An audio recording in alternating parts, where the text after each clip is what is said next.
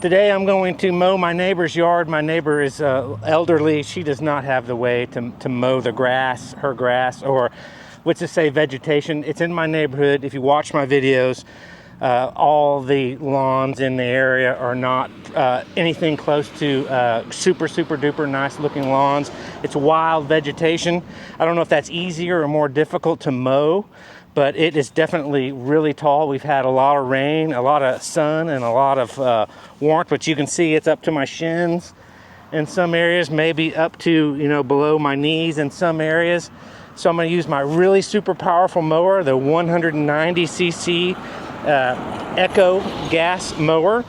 This thing with the twin blades, the easy one-handed height level of cut adjustment, twin blades, and the big motor, like I mentioned, and the side discharge. I'm going to be side discharging. I don't really bag because I'd have to be running back and forth trying to dump the bag multiple times while doing this yard. I'm going to race through it, side discharge it, and we're going to be good. So I just wanted to make a video and show you how easily this mower cuts this, and this is why I'm not using my Toro, because my Toro would probably struggle a little bit more with this tall of grass. So this is going to power through it. So this will be a great video. Thanks for watching ahead of time. Here we go. All right, this is just to show you a close-up of the yard.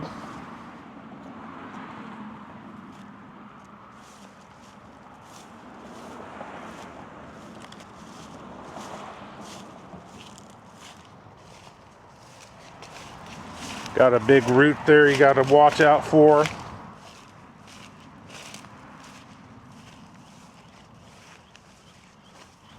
But yeah, that's a look at the yard. We're going to start it up, first pull. Hadn't been started in probably 5 or 6 days.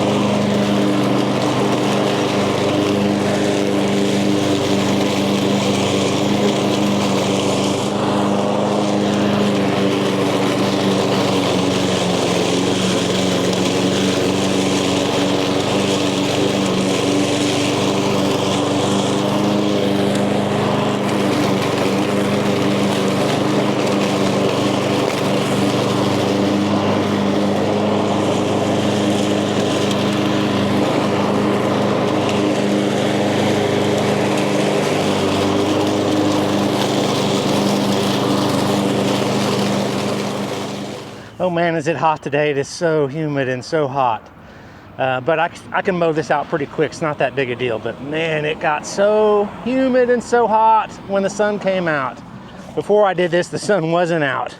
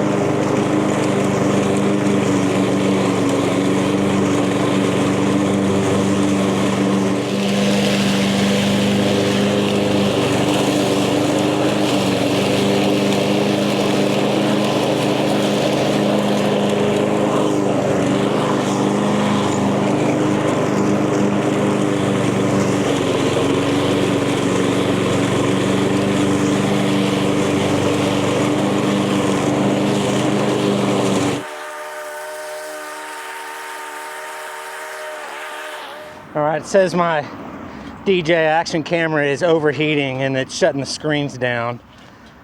It's not even 100 degrees yet. It's probably 96, 95 degrees. But I want to just be honest, man. It cuts really, really well. But I am just today getting a little bit of stuttering and bogging with the motor. It's not that I'm cutting the grass that's causing it to stutter. It's probably, maybe, let's check the gas. I mean, it's got enough gas in it. It's acting like it's running out of gas. And it stumbles just a little bit and then it catches back up. It stutters just a little bit, catches back up. And this is when I'm not mowing. And then it'll be fine for 5 minutes. And then it'll just do it again, a little bit of hesitation. And it's like the motor's starving of gas. So I don't know what that's about. If it gets worse than that, then, I just to be honest, I probably couldn't recommend this mower from it being only a couple of months old. It cuts really well, 190cc. The one-handed height of adjustment cut is just beautiful. The side discharge is good. The handle, I lubed up my handle and sprayed all the points where it would slide, and so it's smooth. It slides a little bit smoother. Still not the greatest, not like my Toro Max recycler. And then pulling it backwards, man, it binds up a little bit. It's still rolling backwards, but it's like this mower weighs 200 pounds and I'm trying to pull it backwards. The wheels are spinning, but they're not spinning freely. Whew, I'm sweating, my nose is running. All right, just to conclude, I got some more things to say. This is not my mower of choice when I'm gonna go mowing my yard. I'm gonna use my Toro Recycler Max. Hands down, way easier, way quicker than using this mower. And I'm just gonna tell you why. When the motor's not running and you push this thing around, it's almost twice as difficult to push around as when I'm not using my rear wheel drive, just pushing.